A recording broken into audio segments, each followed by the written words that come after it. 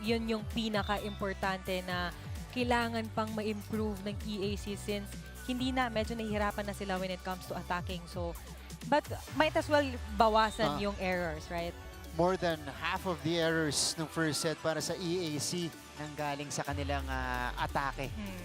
You know, again, also reflecting on the lack of offense, only 9 attacks, and you can't win with just 9 attacks, especially against the Letran Lady Knights. You gotta find more. Yes, even though na talagang nakikita mo rin sila na grabe din umatake. Yeah. Dapat ikaw din, gusto kong balikan. Parang ganun. Atake din ako. Dapat ganado ka rin, ano? Bumawi. Second set is here. EAC kontra Letran in our second game on a Friday. And first rally of the second set goes long right away. Combination mula sa EAC at something we don't see often. Loot to Pasaol. Sarado. Back row. Razonable. Able to score. There we go. Kanina pinag-uusapan natin yung when it comes sa attacking. Parang medyo nung napunta sila dito sa side na to, nakikita ko yung lakas ng mga palo nila. Yeah. Medyo na warm up na. Yan. So, Alex Razonable, she has that capability. Itong si Alex. Can take charge of the scoring for her squad. Ito si Pasaol. The surprise bunot of Coach Kirk nung first set natin. Loot to Dayanan. Inaangguluhan ni Cara Dayanan. Naging successful din yung dala niya doon, no? Medyo smart play to dahil hindi natin nakikita kanina to. Puro atake sila, and nahuhuli sila. Ngayon may nakikita na tayong combination play. So medyo nakaka-excite. Hindi madali yung ginawa ni Dayanan doon. Nipis nung pinuntahan ng bola. And Judiel Nitura. This is a player that has been so reliable for Letran this year. Yes, basic movements from her. Yan na yon. Yan na talaga yung simpleng galaw niya na talagang alam niyang pupuntos. Yen Martin. Bounced off the net. Loot to Toriado. Wow! Isa lang din talaga ang pinaka-importante na dapat meron tong EAC is yung magandang receive talaga. Kasi kanina napapansin ko kung may maganda sila na receive or ano, talagang pa-aatake talagang papatay. That's right. So far, okay yung first ball nila. Yes. Oh, Leonelyn Padilla takes flight. Ito na, na-excite na ako kasi nagbabalikan na talaga sila ng opensa. I think ito yung unang set ni Flores na komportable si Padilla. They've been trying. Nakuha. So now it's Celorio in front. Padilla serving second so far in the rankings. Pero dito si Ramos bumawi. Ramos, yan yung sinasabi ko sa'yo. Pag may maganda talagang receive, hindi ka mahihirapan magbigay ng play. Also, George Loot going to her quicker. So EAC showing some force to begin the second set. Flores over to Sari. De Andres, the joust. Razonable. Judiel. Oh, there was a touch. Letran gets the breather point. Damit daw, damit. Now serving for the Lady Knights, Judiel Nitura. Yung jersey niya yung tumama. Kay Razonable. Sa net. So tumama sa net, yeah. Oh, it's a good serve. Again, one of the best that we have. Ramos. The ball for Nitura. Razonable will ad-lib again. Miscommunication there between Sari. Pero si Razonable is bailing out EAC multiple times here. Yung mga broken play, sa kanya lahat napupunta. Parang yun pa yung effective na follow niya. Yeah. Kapag ka broken play talagang ipapasok niya ng mahaba, pumupunto. Yeah. So, razonable. Siya naman yung magsuserve ngayon. It's a good serve again. She's been serving heavy in this match. De Andres able to track it down. Good reaction from Ramos. Here comes Letran. Oh! Silorio scores. Si Lorio is being aggressive sa gitna. Kung makikita mo talagang wala siyang pinalagpas na bola. Even nung first set. Syra Silorio. Now serving for the Lady Kahit Knights. the bliss. Panet Sari. Able to drop it in. Sari serving. Good pass. Ramos scores. Oh, Hindi yung sinasabi mo, Carly. a battle between the middles of Letran and EAC. But this one came off a perfect pass. Yes, From from De Andres. perfect pass tong isa, talagang hindi nila talaga pinapabayaan yung pasa. Kasi alam nila na pag merong pasa, merong kumpensa. Now serving for EAC. 6-4. So si Ramos nasa likod. Balik si Toriado sa harap. Oh, Service ever. tapos Error. short lang for Ramos. Time serving 6. So now it's Syra Silorio. Silorio Serving. now serving for the Lady Knights. 3 attack points already. Most she's had all season. Ooh! Another outside, but this time for Letran. Nagbabalikan dito ng error. Talagang parang bigayan sila eh, no? Oo nga eh. Hindi mo masasabi talaga eh. At kung kakabukas nyo lang po ng TV o kaka-online nyo lang, it took us 29 minutes to decide the Yes. first set. Diba? Kasi dikitan tayo nung simula. Martin! Denied. Sari, off speed. Nandun si Toriado. Martin again. De Andres was there for coverage. Pasa all. Not that time. Judiel will try. Razonable. Again, out of system. Martin with the left hand. Here's Pasaol. Long rally. Longest so far in the second. And it continues. Toriado with a soft touch. Judiel. It's still going. 1-2 play. Martin. The blockers were established. Back to Yen. Drop ball naman. Kinuha ni Lut. That was very close. Pasaol will bring it over. Quick attack. Denied. Set up for Judiel. Saved by De Andres. What a rally here. Oh, yun lang. Sayang. Oh. Substitution for the crowd. It was a great defense Yeah. for both of them, pero yun lang. Talagang kinapos ang palo ni Pasaol. Walang pipikit din sa rally. Oo, Kaya- totoo. Diba? Nakatitig lang ako. Ganda ng defense eh. Oh. Pasaol just sending it straight to the net. Flores. Ooh. Lut with a running set. Flores to Padilla. Somebody touched the net first. So, Letran equalizes. 7-all. Ang EAC parang 7 points. di pa sila naka-move on dun sa mahabang rally kanina, Carly. Hinihingal pa sila. Hinihingal pa. Razonable. Panangin. Masyado malakas. So, Masyado din malakas yan ah. off the bench pa. Off the Medyo bench. malamig pa. First technical timeout. So, 8-7 lead for EAC. Going into the break, pagbalik po natin, we'll hear from our courtside reporter, Lysel Galpo.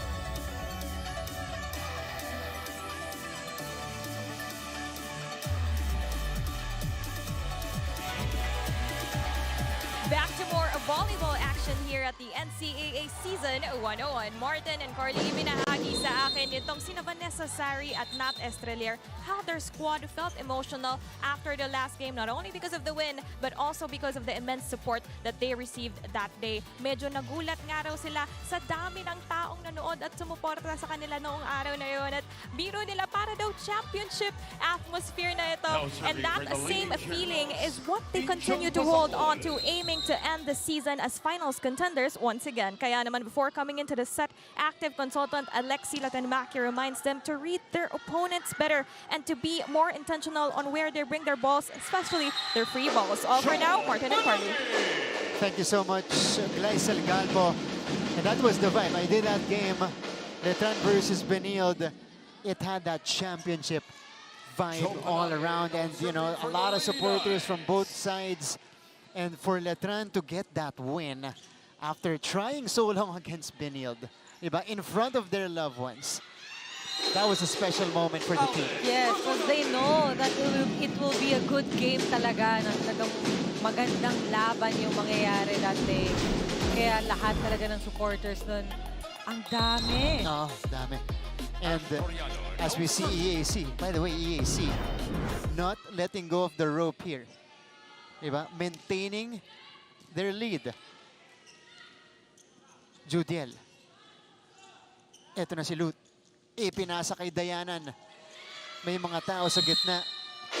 And that's gonna be. Communication lang. So, 9-all.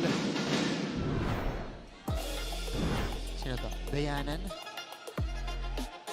Yeah.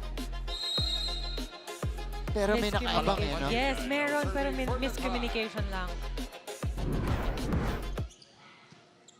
Good pass. Yeah. Ooh. Yun ang super low fast. Diba? And Letran took advantage. Dito lang talaga babantayin ni Nitura tong EAC sa mga pa-check ball. Yeah. Kasi alam nilang establish yung block nila ng EAC. So, bakit hindi ko ipa-check? Yeah, that's right. Nilalakasan or di ginagamit niya yung Kamay talaga. kamay. Yeah. Lut. Uy, going to Ramos. That was too low again. Lut saying sorry right away to Marinel That's Ramos. for the second time na mababa yung naibigay niya na set. And all of a sudden, Score is 11 Letran serving nine. is in front by 2. This is now 3 straight points from the Lady Knights. Malakas lang mula kay Padilla. Another error. Service error. If you're EAC, Carly, ito yung mga moments na kailangan mo mag-step up. Kasi isa lang naman yung inahabol mo kanina, abante ka. Oo, kumbaga parang hindi ganun kalayo, hindi nakaka-overwhelm yung score na hahabulin mo eh.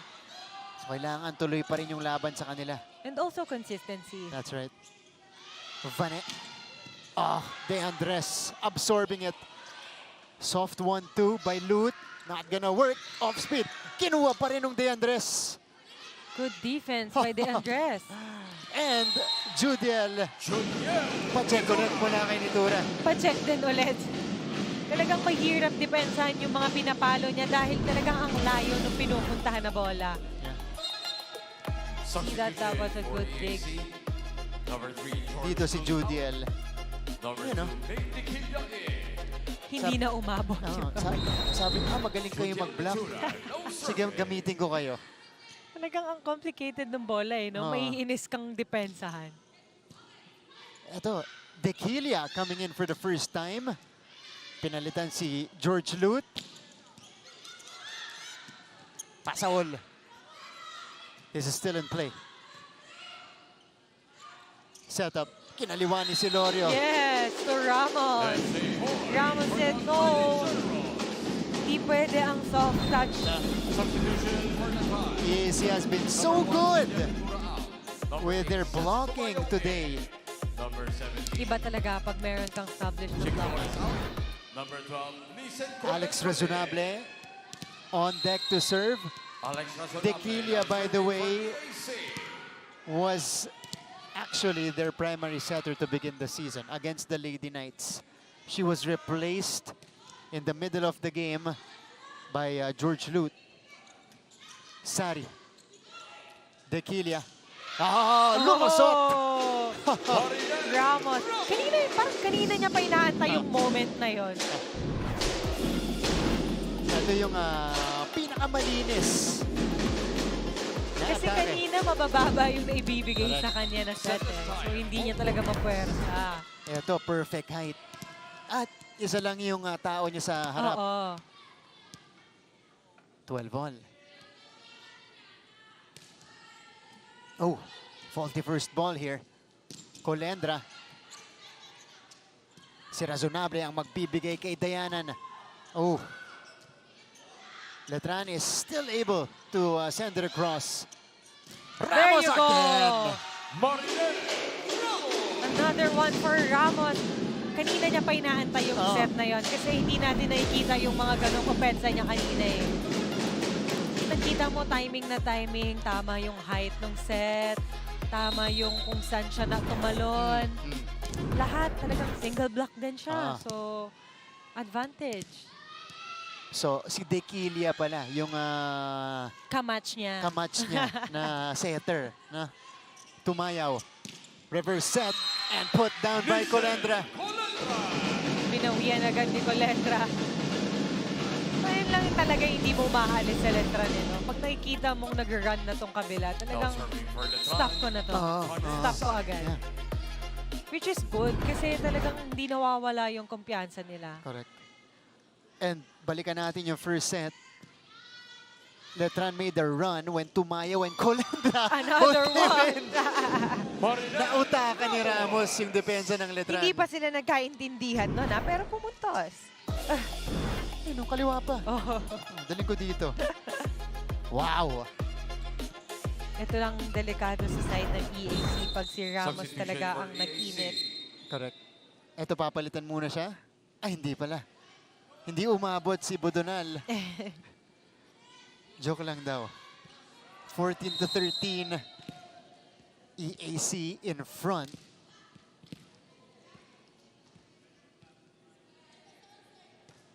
Good serve. Serve. Yeah, she's been one of the heavy servers of the Lady Generals today. Dequilia brings it to Pasaol. Lara May. Dikit sa net. Dayanan Bumuelo. Wow! Oh, What a dig by Tumayaw. Pero sobra. yan lang. Wala kay Panangin. Ball goes out. Naantay niya pa eh. Parang nag-a-adjust pa siya eh. Ramos out. Pero good thing about Coach Maya, talagang hinahayaan niyang laruin niya yung laro niya. Hinahayaan niya magkamali para makabawi. Now serving for the Kumbaga, Lady Generals.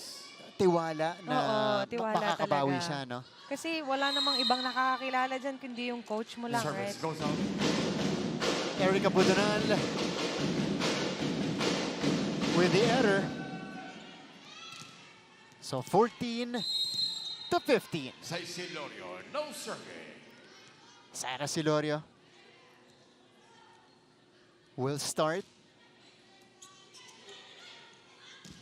Toriado. Toriano. Grabe no, parang match talaga siya sa lahat ng medals ng EAC. Walang ibang talon na nangyayari eh. Talagang diretso lang eh. Yeah.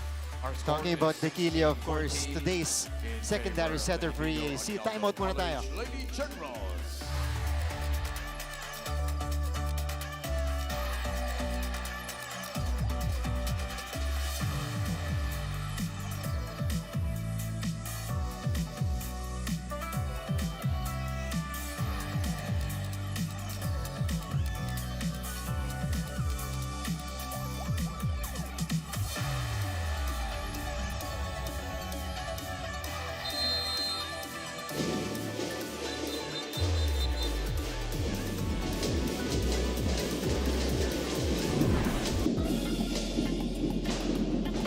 Back to the action.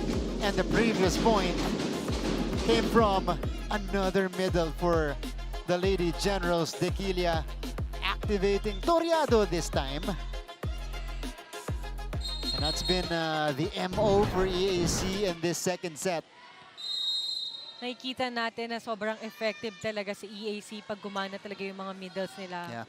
But of course, dapat sa setters talaga yan manggagaling.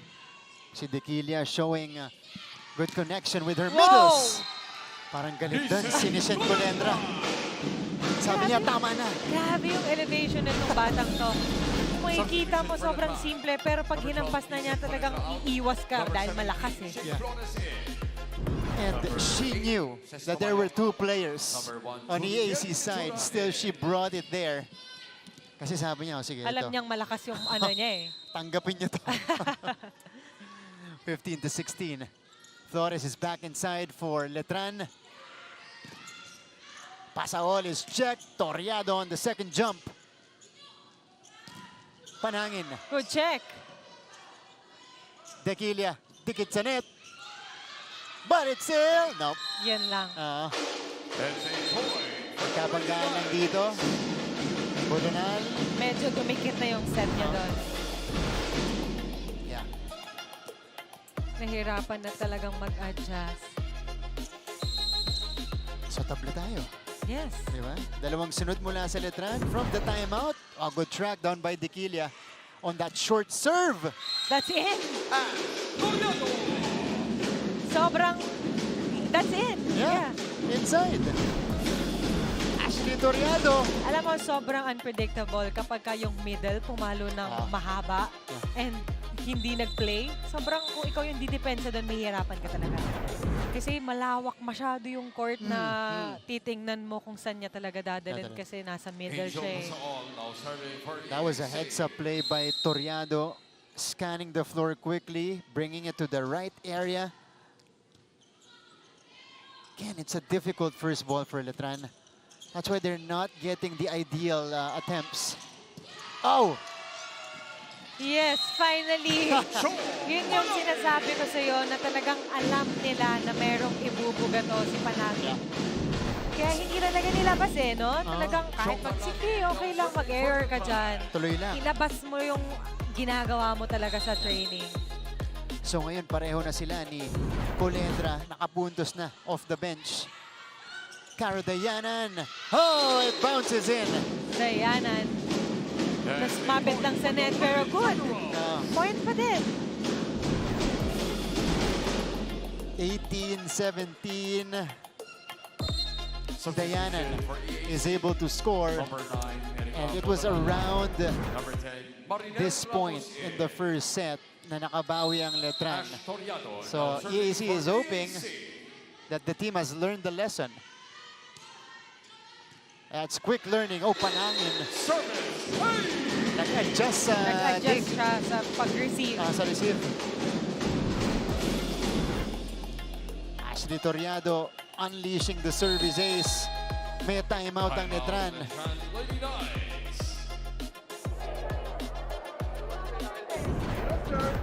Easy pass. You are not ready at all. You're watching the ball. Right? Be ready.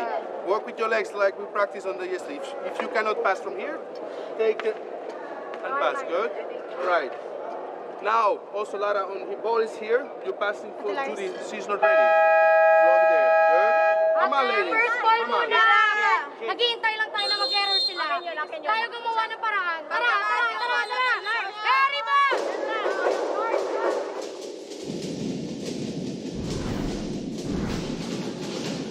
Alright. Here's the score. Kaya napa-timeout si Coach Mayeth Carolino. A 2-point advantage in favor of the Lady Generals. Medyo nakakakaba yung sinabi nung isang kasama nila doon, no? Totoo nga naman, no? Ang pangit din kung iintayin mo lang talagang mag-errors yung kalaban. Yeah. Oh, Judiel. Able to make something happen right there. There will be a challenge here. Okay, I think they wanted to challenge kung 4 touches. Kasi feeling Yeah, ng EAC, hindi na-touch na. Wala nang na-touch. hindi tumawid. Yung initial attack, ha? But, they were too late to challenge it. Oh, yan nga lang. Hindi na nila na-challenge. Yeah. So, 18-19, Dequilia. Oo. Net touch. And Letran. That was close to the net. medyo dumidikit yung mga set ni Dequilla ngayon. Kaya nahihirapan si Ramos. Set this time. Ito yung mga moment kung kailan nagsha-shine itong Letran Lady Knights. Alam mong talagang pangpanakos. Yung mga mataas ang pressure. EAC, of course, they lack experience. Razonable overcooks it. 3 straight points for Letran after the timeout. Yan ang pinabinitaw nyo. Di bali nang lumalamang tayo isa-isa, dalawa. Okay lang yan, basta maintain lang natin. Nawawala na naman tayo. Nawala ka naman rin nila. Ano nangyari? Di ba? Dumikit ka na naman sa net. Binigyan ka ng bola. Talagang kakainin ka ng blocker. Sige na. Kaya pa yan. Kapit tayo! Yes! Kapit! Coach Corkong, same timeout in the first set. We'll see if it'll work here. They're behind by a point after leading it by 2 just a few minutes ago. Yes, it was really their game plan talaga yung mga sets ni Dequilla. Yung malapit sa net, yung mga Oo. tight sets, ano? Kasi matangkad eh. Razonable. Chance for Letran. Judiel Oh! scores! No one's there. Dito mo talaga makikita yung tibay at panapos ng Letran. But this is a good opportunity for EAC since na talagang na-experience nila yung ganitong moments. And nakakaano din to, nakakatulong din to, right? Na nagiging, nafa-familiarize nila yung moment. That's true. See? It's inside. That's good. Yeah.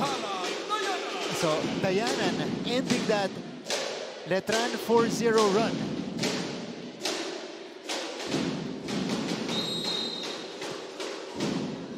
Ito medyo pressure-packed na yung sitwasyon natin dito Yes. because we are in the latter stretch or in the later stretch rather of a set. Hindi na pwedeng magkamali dito. Dequilla. Kaya razonable naman. Here comes Letran. They choose Vanessa Sari. Sorry, say no. Too good. Vanessa Sari. We all know, sorry, pag sa mga ganitong moments talaga, dito siya nagpapakawala ng mga malalakas na opensa. Kahit na buong laban, Oo. yung kumbaga kakaunti pa lang yung attempts niya. Pag porsyentuhan, nagde-deliver. Talagang nagde-deliver siya. Hinabol ni Flores. Bunny again. Whoa! Wow! Whoa! Oh, this is still good. Good pa, good pa. Flores, back to Vane. That's out. There was a touch.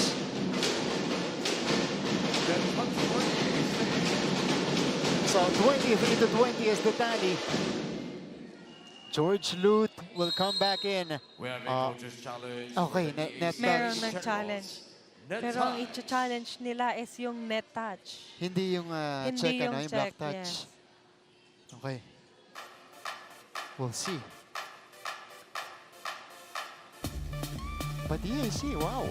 Ang galing lang din talaga ng mga coaching staff ng EAC, no? Credit to them. Yeah. Talagang yung attention nila is wala din talaga dito sa Mayan. Si Martin na lang. Kaya na ni Martin. Mapasayawin ba si Carly? Uy, bakit? Kaya na kaya na nilang mga players yan, no? Si Direk talaga. Alam mo, direct. I-check nyo lang. Ayan na. Oh, ayan. Ayan. Ayan. TikTok yan eh. Sa TikTok. Buti ka pa sumasayaw. Si Anton ayaw sumayaw eh. Ayaw niya. Ayaw niya? Ayaw niya. Ayaw niya. Ganito lang Okay. siya sa akin. Nakastedy lang. Sabi niya, hindi ako sasayaw. Hindi ako sasayaw. Sabi niya sa akin, hindi ako sasayaw, partner. Hindi ako sasayaw. Alam mo, i-note natin yan para next time. Sige, sige. Sure, sasayaw. Actually, alam ko na yun eh. Medyo nag-expect na ako ng konti. Okay, sa side pala nila. There was. Net touch is a yes. The challenge is unsuccessful. Kasi yun yung tinawag nung ano na net daw. Okay.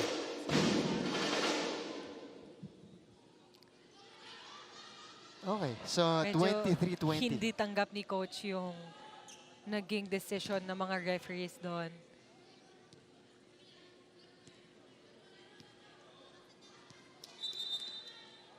Substitution Okay. for That was a EAC. long pause. Number 2, May Tequila out.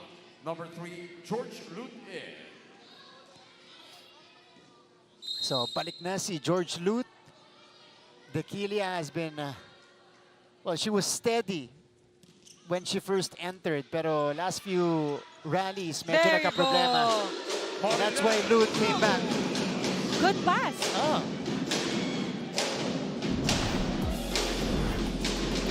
George Lute setting up Ramos perfectly.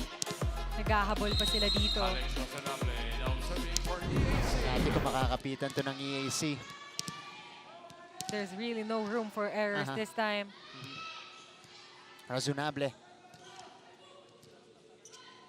Si Silva yung kumuha ng first ball. Kinaliwa ni Vanek. Oh, it's an error on Letran. Yes. I think it's a net touch. Wow. Okay. So, isa na lang. Ang abante ng Letran. Timeout, the Chan Lady Knights. Ladies again, side out. Right? Good pass, we go. Easy. Breathe and easy. We know how to play volleyball. We pass perfectly, we go. Chick. Calma. Put that ball perfectly on antena with spike. Let's go. Ate, tayo magtapos na maayos. Maayos, tapusin natin maayos. One good pass, I know. Clear message from consultant Alexi Lakshmaki. One good pass. They really need a good pass this time since sobrang crucial na nitong point na to. Yeah. Lead is down to 1 after Alex Razonable. going up to 3 just a few moments ago for the Lady Knights.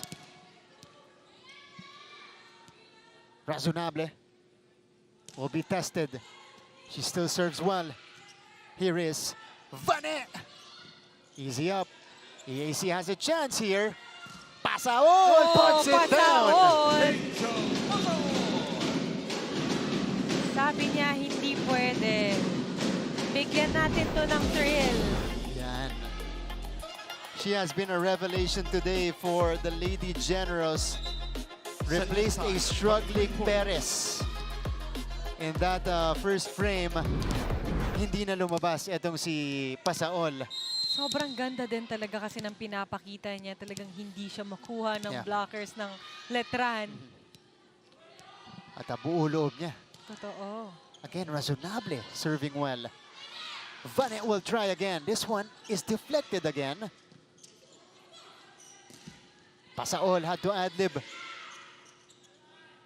They go to Judiel. Nandun si De Andres. Lute choosing Ramos. Nakabang si Celorio. Pasaol. Then bring it over to Vanek.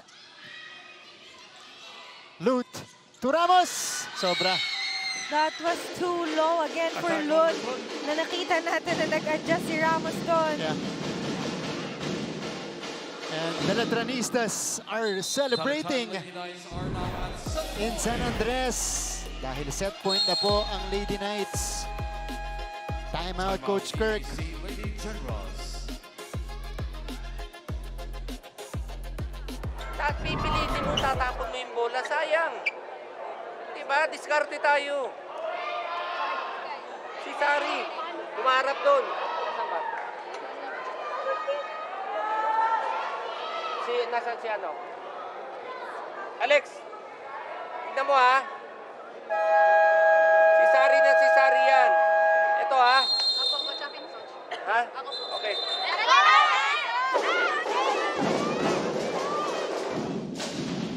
All right. 24-23. Sinasabi na ni Coach na si Sari talaga yan. Si Sari talaga yan. Yeah. But then, nasa likod na si Sari. Ito. Vanessa Sari now serving Sari for has an the ace set. to her name though.